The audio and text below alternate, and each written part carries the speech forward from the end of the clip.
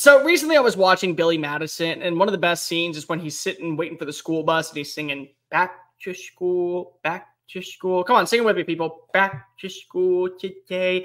And then the bus like just drives past him. He's like, ah, crap. I realize I'm like 30. I shouldn't be here. Anyways, SEC practice is about ready to start. And I figured today, let's go through some superlatives for teams, ways that I view rosters going into 2024. Welcome on into SEC Unfiltered. It's Cole Thompson here. Make sure that you like the video, hit the ring notification down below. That way you don't miss a single episode of SECU because we're talking college football every single day leading up to week 1.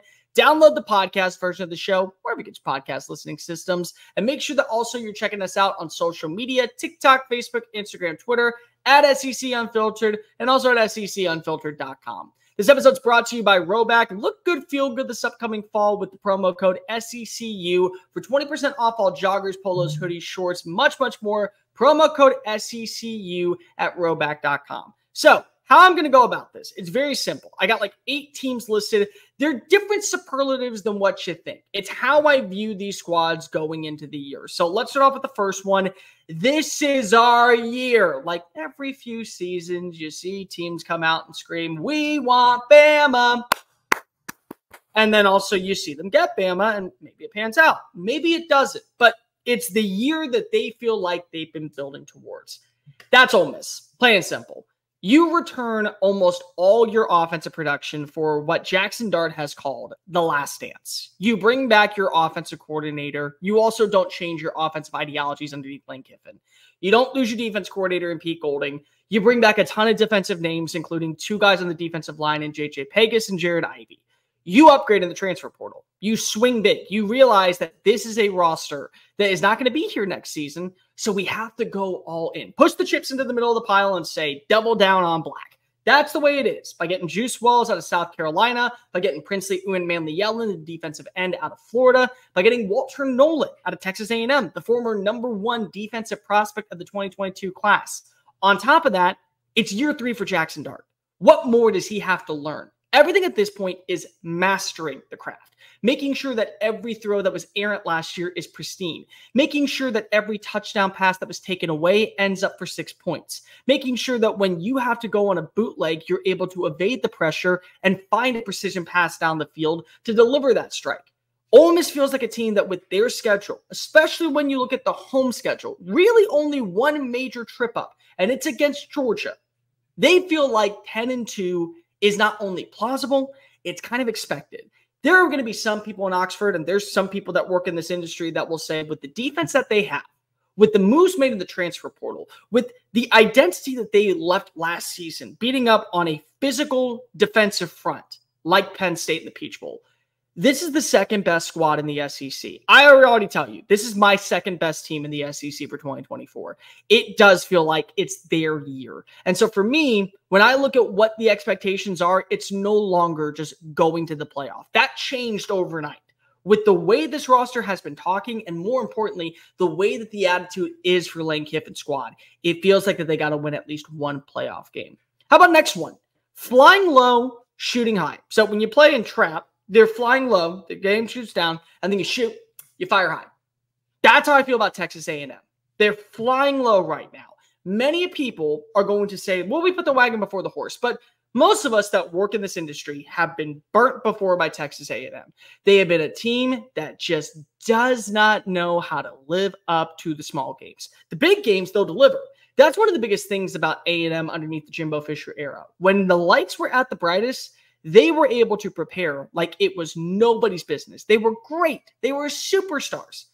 But when you played against South Carolina, when you played against Mississippi State, it was hard to go ahead and buy into you.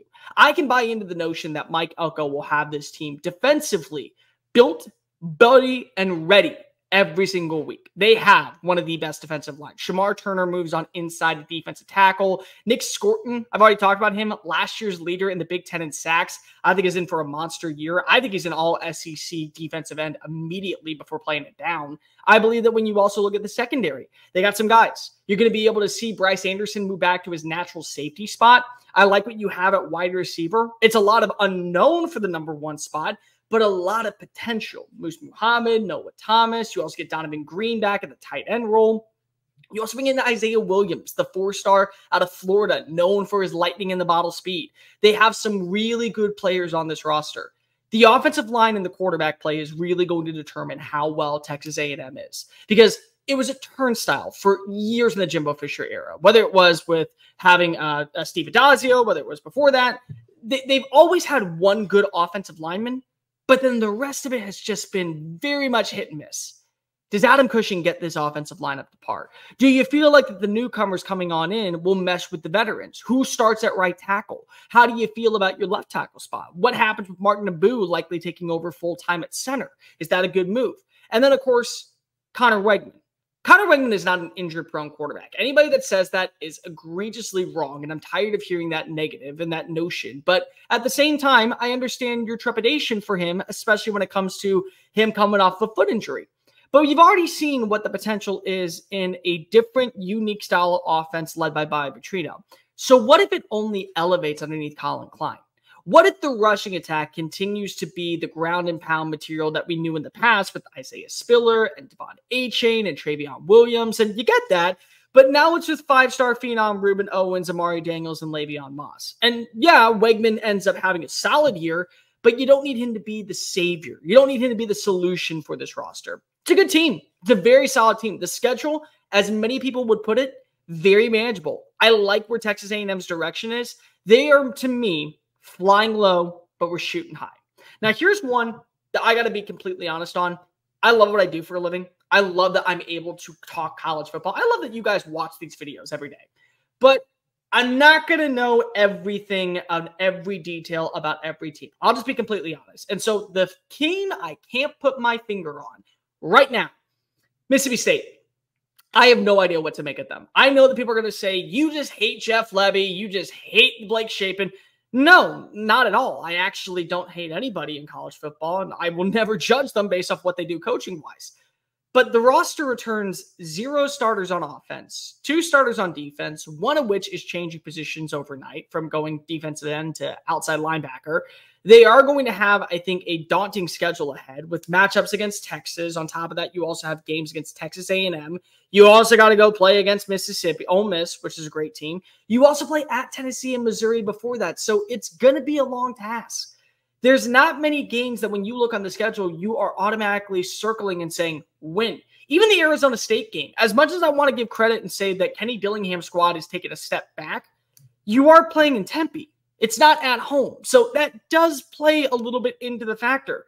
I think that Mississippi State could be a really interesting team. I like what they did in the transfer portal by going out and adding in weapons, but I got to know who's going to be your number 1 wide receiver. Who's going to be your superstar running back? How are you going to have a great offensive line when you still have questions about players who left in the offseason?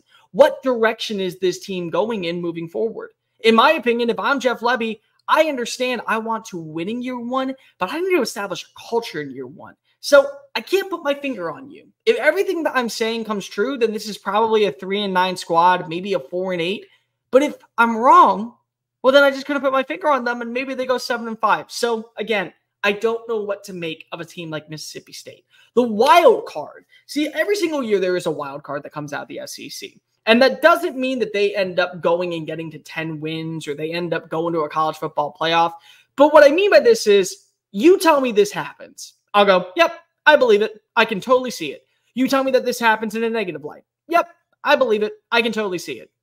My wildcard team is South Carolina. I love the direction that Shane Beamer had this team his first 2 years. Overexceeded expectations, gets 6 wins in year 1. Next season, he gets to 8 wins, 2 monumental victories, back-to-back weeks against college football playoff contending teams, trending upward. And then they go 5-7. And whether or not you want to admit it, programs like Alabama and Georgia and LSU and even Texas, they get the benefit of the doubt for being bigger programs. So they're going to land better depth pieces. South Carolina won't have that luxury. So offensive line got beaten up. Wide receiver room got beaten up. Xavier Legette was legit. Spencer Rattler was literally ringing it around the yard. That was your offense last year. But now you bring in some new players at wide receiver. Now you have some up-and-comers. Now you go get Josiah Thompson, the 4-star offensive tackle. Now you go ahead and you turn to the Lenore Sellis era. And Rex Specs might be back, and so might South Carolina, for all we know. Their defense is loaded with talent. It's unknown talent in terms of the grand national stage. And that's why maybe some people are underselling them. But 9 starters, almost your entire defensive line, still a solid secondary, still a decent linebacking room, headlined by an all-SEC linebacker at the middle and Debo Williams. You're in a good spot. I don't know what to make of this team. Because in one hand, I want to say that I could see them easily getting over the expectations of 8 wins and maybe being 9-3. But also in another hand, I could see them fumbling the bag on the road against Kentucky, at home against Ole Miss, playing good against Oklahoma on the road, and then playing against Vanderbilt down to the wire. So this is my wild card team. If the offense is able to take that next step forward with Lenora Sellers, and also you throw in Rocket Sanders, fully healthy from Arkansas, you get a #1 wide receiver. This is a squad that I think can not only be bowl eligible, but they're certainly going to hit the over. I had them ranked higher than anybody else I knew in the preseason poll. They were my number 11 squad. I like this team. I like the direction of this team, but I still got to see it. The multiverse team. See, I talk about the multiverse all the time. And what I mean by this is we live in infinite universes, just like in the MCU, where on one planet this thing happens, but a tragedy occurs on another. And so that's the reality they're living in. The multiverse team for me this year is Kentucky. Because Kentucky, there's things that we know. Defensively, they're always going to be fundamentally sound underneath Mark Stoops. They always have been. They always will be. He's got this team physically ready to go toe-to-toe, war-to-war with anybody in the conference. He doesn't care about the stars next to your name. He cares about the stars in your heart. And guess what? 9 times out of 10, they'll run through a wall in Lexington for this man. They also have talent. They have a lot of talent on this squad where you bring back Dane Key. You bring back Barry Brown, Jamori Macklin, that does not get the respect he deserves when it comes to his overall persona coming on in from North Texas. What he did last year down in Denton, you got to give him a lot of love. I like the run game. Yeah, you lose Sweet Baby Ray Davis, but you still have some good names, including Chip Trainum. You go and get a leader on defense in Jamon Dumas-Johnson. And the schedule, it's not unmanageable to believe that it's a 10-win season. And Mark Stoops has this thing about himself, and I brought this up before, where every 3 years, 10 wins feels not only logical, but kind of expected. Go back when Terry Wilson was here, they got 10 wins. Then you go ahead and skip 2 years, then you get to the Will Levis era, they get 10 wins. It's now year 3.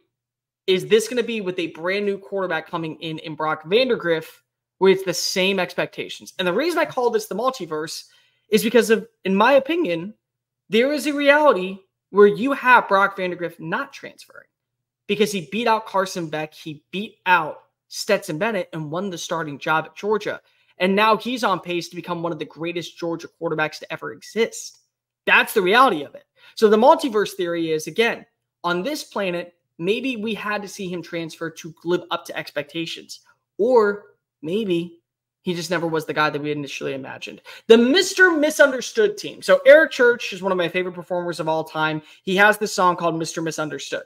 And the reason why I love that song so much is because of I feel like I am misunderstood with what I do for a living. People don't understand, yes, I actually get paid to speak into a microphone. Yes, people sometimes enjoy my content. Sometimes they hate my content. I don't know. But I'm misunderstood because of, even though I don't get why people don't get it, I still am enjoying what I'm doing. I feel like that's Florida this year. They're misunderstood because so many people are going to see the record. They're going to see their schedule, and they're going to say they have no shot. It's a done deal. Pack it on up, Billy Napier. Go back to Sunbelt Billy times because that's what you are. But if you left Arlington with any inclination that that was going to be the version we saw of Florida moving forward, I don't know what to tell you and what kind of crazy pills you're on.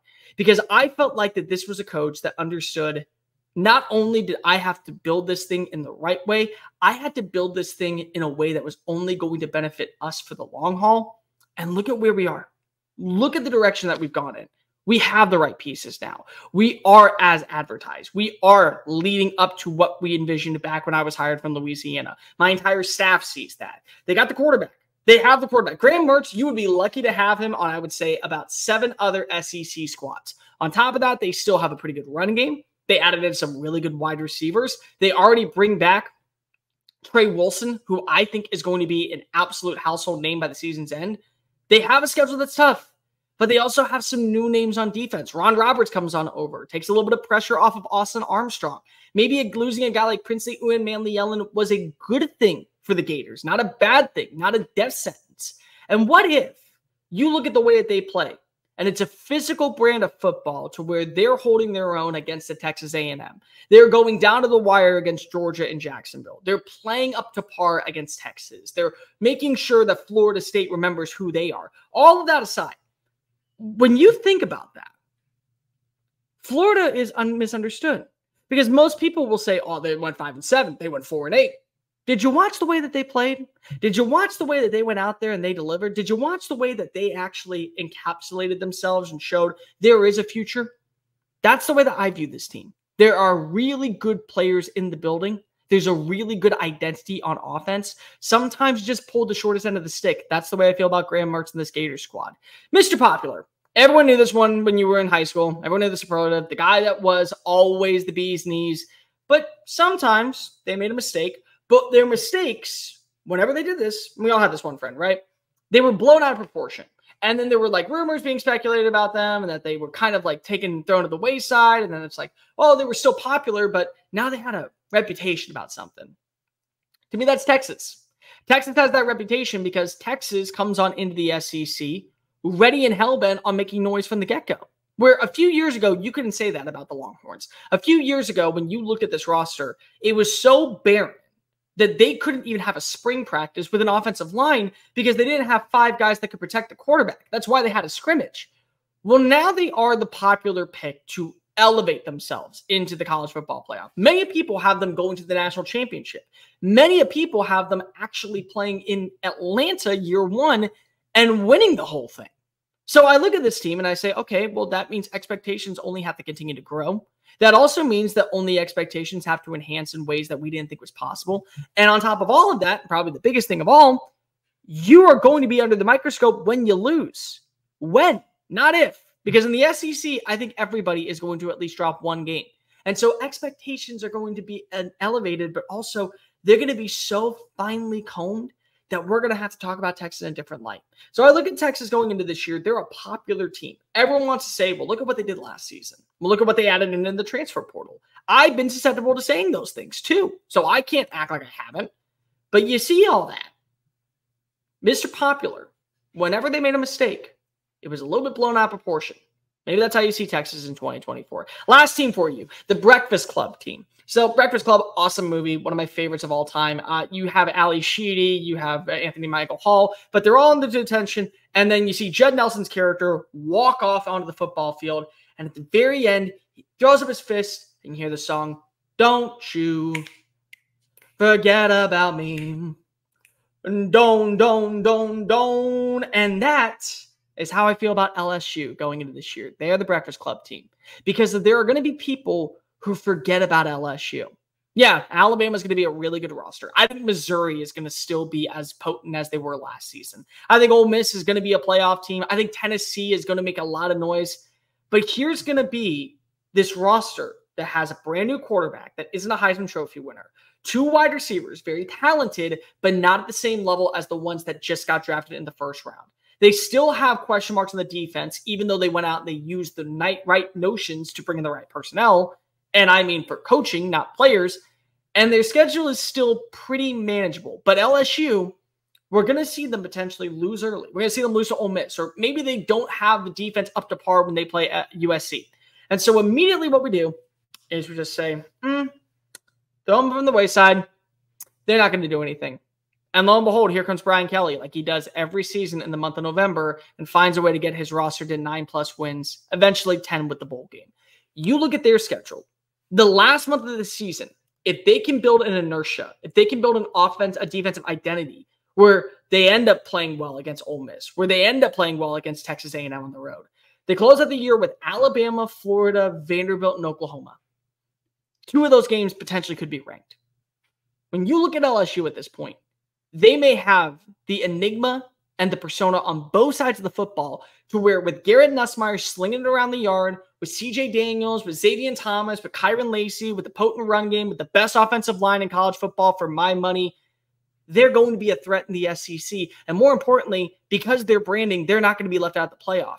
And I can tell you what, you get this defense up to par for Blake Baker, you get Bo Davis to build up his trench play to a new level, they're going to be a team that you don't want to face on Saturdays in the playoffs. That's how good a roster like LSU can be. So, they're the Breakfast Club team. Right now, they're in detention. They're not able to make a lot of noise.